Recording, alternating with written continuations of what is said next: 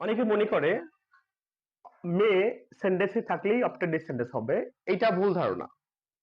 যেমন আপনাদের সামনে তিনটা সেন্টেন্স আমি বলি। যেমন Allah may save you, may Allah save you, may I come in. এখানে তিনটা সেন্টেন্সে দেখেন সবগুলো সেন্টেন্সে মে আছে। প্রথমে যে সেন্টেন্সটা বলেছি আল্লাহ মে সেভ ইউ, এখানে দেখেন Allah subject, Allah may save you. So এটা অ্যাসার্টিভ সেন্টেন্স। কেন অ্যাসার্টিভ সেন্টেন্সে সাবজেক্ট থাকে, ভার্ব থাকে, এক্সটেনশন থাকে। সো এটা অ্যাসার্টিভ সেন্টেন্স। নেক্সট যে সেন্টেন্সটা মে আল্লাহ সেভ ইউ, এই সেন্টেন্সটা হচ্ছে অপটেটিভ সেন্টেন্স। কেন?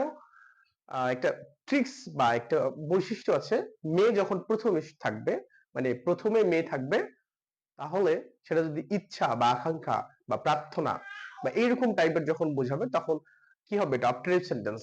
মে আল্লাহ সেভ ইউ, এটা optative sentence. May I come in, may I come in, এখানে দেখেন মে দ্বারা শুরু হয়েছে কিন্তু সেন্টেন্সের শেষে দেখেন একটা কোশ্চেন মার্ক আছে। সো এটা কিন্তু মে দ্বারা শুরু হলেই যে অপটেটিভ সেন্টেন্স হবে এমনও কোনো কথা নেই, সেন্টেন্সটা দেখতে হবে। সো সেন্টেন্সের শেষে দেখেন কোশ্চেন মার্ক আছে। সো এটা কি? Interrogative sentence. তো বুঝতেই পারতেছেন যে মে সেন্টেন্সে থাকলেই অপটেটিভ সেন্টেন্স হয় না। দেখতে হবে, ক্যাটাগরি দেখতে হবে।